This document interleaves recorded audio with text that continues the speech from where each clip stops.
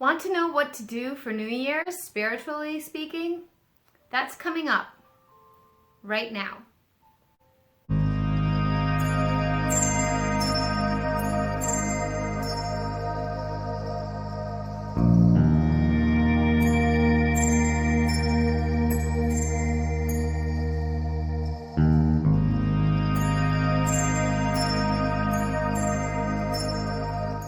Hey, I'm Mel from Mel's Divination, and today we're going to talk about things you can do for New Year's. So, this is my third attempt recording this, so we're going to try to get through this as quickly as we can because I'm running out of daylight. First of all, before I even get into it, I just want to say thank you to everybody. Thank you to all of my subscribers.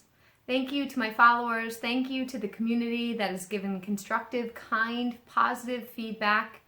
Thank you for being understanding and helping me learn and grow along with my other followers who have helped each other. I just want to say thank you. Thank you to my family who have supported my business. I'm filming on a tripod right now that was purchased for me at Christmas from my Amazon wish list. Thank you to my brother for that. Thank you to everybody helping me grow as a YouTuber, and I'm truly honored and blessed for that. I'm here as a spiritual coach and never planned on being a YouTuber. So I just want to say thank you. Thank you, thank you, thank you, thank you. As we go on, please support this channel if you enjoy what I put out. Like, subscribe, share, comment. Hit the notification bell. I try to post on Wednesdays, and I will be going live occasionally to do videos and card pulls, things like that when I can. And I will add additional random videos here and there when my time permits. So make sure you subscribe so that you get those notifications. Now, as far as New Year's, I want to talk about the New Year calendar year. So this can also apply to your solar return, meaning your birthday. But this is more about what I do traditionally for my New Year's and spirituality and how you can reset your energy and reflect on the year. So this is traditions that I have put in place for myself. I didn't learn them from anybody. It was just something that I've started doing. And I find it really helps me get ready for that new push of that fresh energy. So I have notes down here. I'm going to keep looking down. I do apologize for that, but it's just easier so that I'm not rambling on. The last few videos were over 30 minutes, and I had technical issues, which is why I had to film again. So anyway, I have always found that this is a time of deep reflection, and I do highly recommend that you do something like this. Each year, it's an end of the cycle. From December heading into January, it's a new energy. Numerologically, we're going from 2020 to 2021. We're going from a 4-year, which is 2020. When you add that together, 2 plus 0 plus 2 plus 0 is 4, which has been very stagnant and not moving, because 4, if you think of it as a box, it's 4 corners. You're not really moving, to a 5. So that's 2 plus 0 plus 2 plus 1. That's 5. Brings change. So what kind of change do you want to bring into your life? Start thinking about that. All right? Every year, and I've talked about this in many videos, I journal. I journal all the time. And I journal the way I speak. So I used to sit down and read the journal of the year. And boy, do I have a lot to say. So instead, I saw on Pinterest or somewhere, it was a meme. I honestly don't know where I saw it because it was years ago, and I would give it credit, but I don't remember. I honestly don't. But I saw these things where people write down the awesome things that happened throughout the year, and then they put it in like a jar. This is just a thing I have off to the side for now to make it easier to grab. But how awesome is that? To write down the great things of the year, and then you pull them out and you read them at the end of the year. So right here I have my aunt and uncle brought home one of their brand new kitties. And then I have my parents helped me get QuickBooks for a present to help my business. And then I saw my first groundhog of the year, which those of you that know me, I'm a nature freak and I love the animals in my yard. So what I do with these things is I will write them down in my new journal, or I will paste them depending on the setup and the space I have. And if I write them down, I will burn those pieces. So that's something that I like to do, and I start fresh every year. So that's a thing that I do. I like to sit and reflect on the key happy moments of the year. And I try to keep going with that all throughout the year so that I remember, so that I can really go, oh yeah, that's right, they got moss this year, which is the kitty. Oh, that's right, I saw a groundhog. Oh, that's right, I did this with my parents, and being thankful for that. Okay? Something not super magical, but super kind and super sweet. And it actually helps with the manifestation process because it gives you gratitude for what has happened and reflection. Then there's things that I do every year without fail, and I'm gonna list all of them right now. One is I take a bath. Now, it started out way back in the day with me not being super spiritual about it and just taking a bubble bath and drinking champagne because I was that single girl who just wanted to chill out on New Year's. And it's transgressed and transformed and changed and turned into me cleansing my aura, me cleansing my spirit, me resetting myself for the new year, removing the negative energies that have attached themselves to me each year, and wanting to start the new year fresh. I do baths a lot for myself, using crystals, using oils, using herbs. Now, using salts as well. You can do something as simple as throwing a handful of Epsom salt in your bath. It doesn't have to be a huge production. It can be what you set the intention to be. Okay? Candles, that kind of thing. Flowers. Just be careful when using essential oils because you can burn your skin. So don't just drop whatever essential oils you want in there. That's just a little disclaimer for you. Be careful, make sure you do your research. So that's one thing I always do. Cleansing myself, cleansing my spirit, cleansing my aura, leaving behind the old. Then I make a list of losses. What? Yeah, I said that. Make a list of losses. Make a list of things that I've lost. Emotionally, really, but also tangible, of the year that happened throughout the year. Kind of like a list of gains, but a list of losses. Meaning, did somebody pass away? Did I lose a job? Did, like, the heartbreaks of the year? Seriously. I know it sounds kind of emo. I'm not even quite sure how I know it sounds bad, dark, but honestly, the more you get to know me, the more you'll realize that I really honor the dark side too. Because I was that girl growing up that I was told I was too sensitive and I gotta push away those feelings and I can't stand the fluffy bunny people. I just can't. It's not me. I'm sorry, but this is not the channel. If you're all love and light and only fluffy bunny, then you need to go someplace else. Because we have to honor whatever emotions we have. Let me be clear. Blah, blah, blah, blah, blah. Yep, that's me, and I'm not cutting this out. Let me be clear. I'm not saying dwell in it. That's not what I'm saying. What I'm saying is we need to honor it. We need to respect it. You're feeling sad for a reason. This was a year of grief, of pain, of depression, of anxiety, of sadness. Now, people say we choose our feelings. I agree and disagree. And I don't want to get into this huge thing right now about it, and I will do another video another time about this. But to manifest things, we have to honor how we felt. We have to visualize. We have to release. We can't hold on to the sadness. And the only way to release the sadness is by acknowledging the sadness. We can't just pretend it's not there. That's enough said there. So that's what this is about. Writing down, as you guys know, I had to put down a bunny. That was hard. It was hard. It broke my heart at the time. So writing down those heartbreaks and grieving them and letting them go and burning them outside, letting the lesson pass, holding on to the lesson, and then moving forward. You can scatter the ashes into the wind. I recommend wind because it blows it out into the air, into the universe. It's out of your body, it's gone. Handwrite it. Don't type it. Okay? So, I mean, if it's a recent grief, a recent loss, it's gonna hurt more now. And I'm sure you'll carry some of that into the new year, and that's okay too. But try to release what you can right now so it doesn't come with you into the new year. All right. Then make a list of achievements, gratitude. So if you haven't done what I've done with my little list, also talk about what you're grateful for.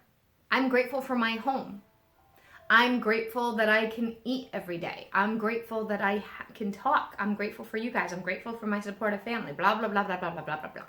If you don't have things like that, did you wake up today? Even if you don't have a home right now, is your body working? Some people aren't even waking up right now. Some people's lungs are not working right now. So find gratitude in what you can. Sometimes it's hard, but you can do it. So next one is I avoid the resolution terminology as they typically set us up for failure. What am I talking about here? And some of you are probably like, yes. So I'm going to talk about weight loss for a minute because queen of failing weight loss resolutions here. So, and I'm not body shaming anybody. I'm not body shaming the skinny people or the heavy people because I've been both in different parts of my life. So right now I'm on the heavier side because of COVID, and that is what it is.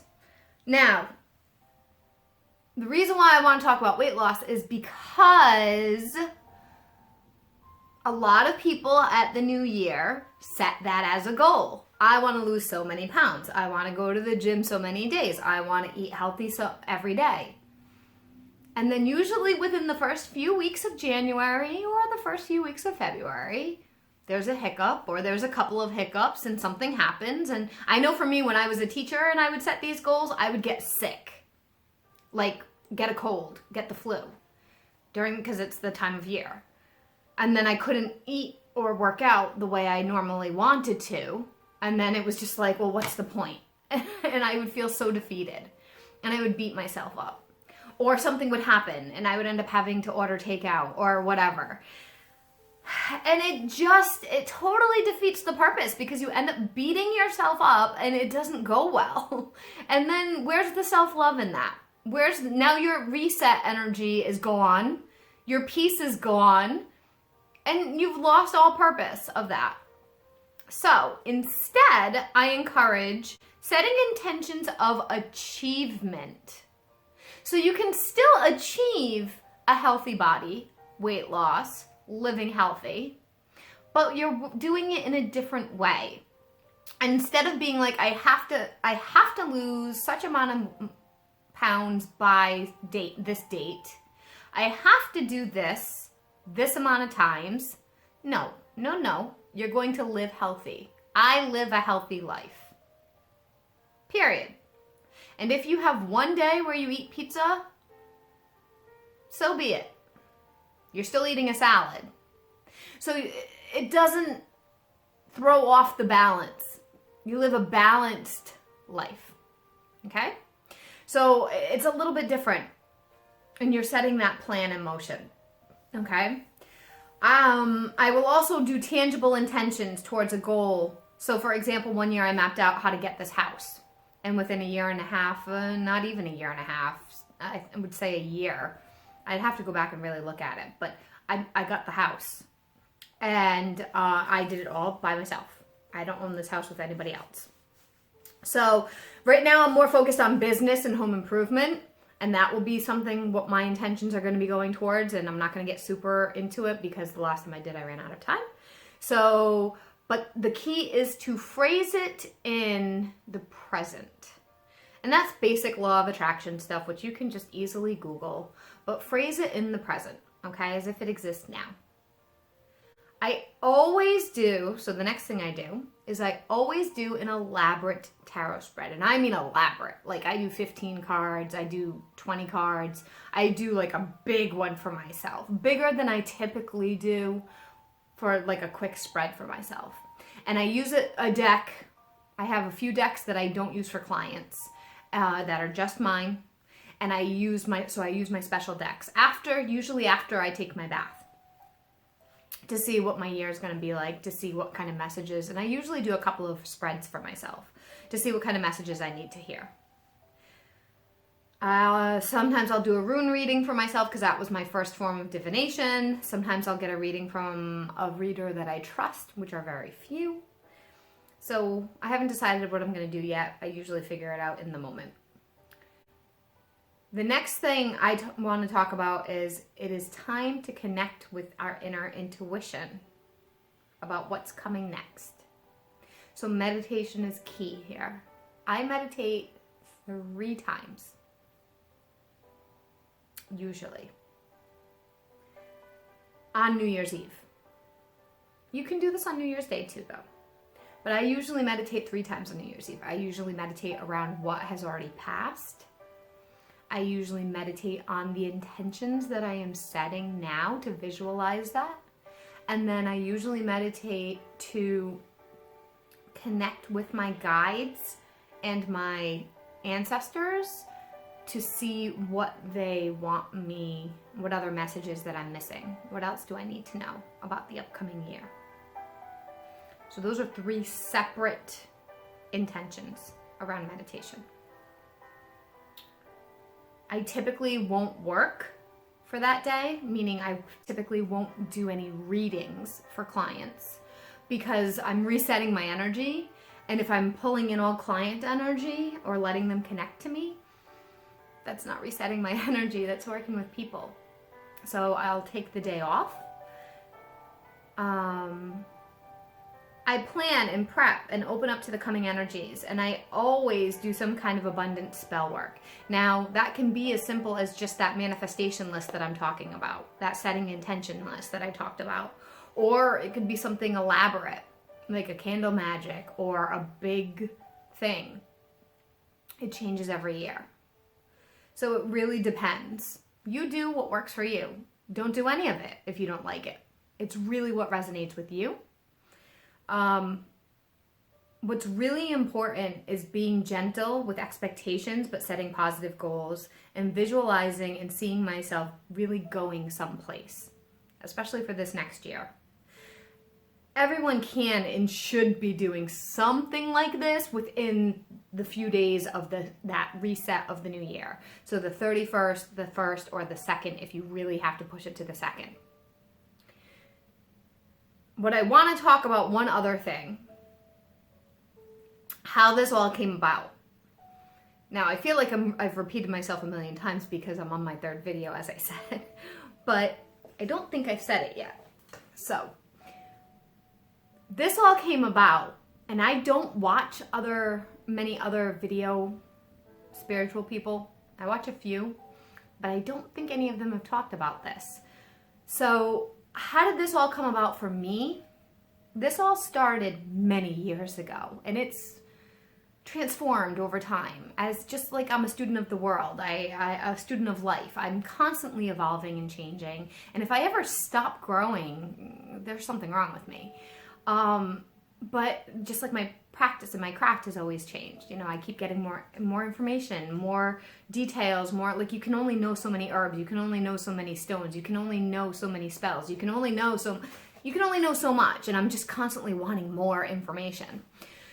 So anyway, I was that girl in my college years, 18, 19, 20, maybe 21, who had a boyfriend during that time, who was obsessed with doing stuff on New Year's Eve.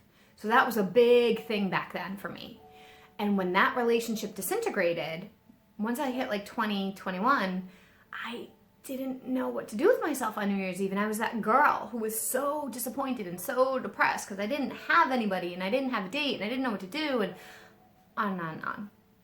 And I didn't know myself. I wasn't ready for a relationship, and I was still very much healing. And I didn't want a date, but I didn't want to be alone, and I didn't know where I was at. And I was very like meh about New Year's, depressed even. And I was drowning in sadness. And that's when I started reading my journals, and I started taking a bath. And so that's when, and I started reading my runes more, and I started creating that ritual type vibe on New Year's. And then once I hit 23, 24, that's when I really got into it. Because after a few years of floundering and trying to get a date on New Year's Eve, I just finally was like, I don't need one. I'm doing my thing. Leave me alone. And by then I just did it. I just started doing the baths, and I started doing the journals, and I started writing lists, and I started reflecting, and that became my thing every year. And so now I'm at this place where I've been alone on New Year's for at least 10 to 12 years that I can recall, except for maybe 1 year in between, which was planned. And I prefer it. I had an option to do something this year, and I was just like, no thanks, I'm gonna do my thing. So be gentle on yourselves. Take it as a time to think about what's happened this year.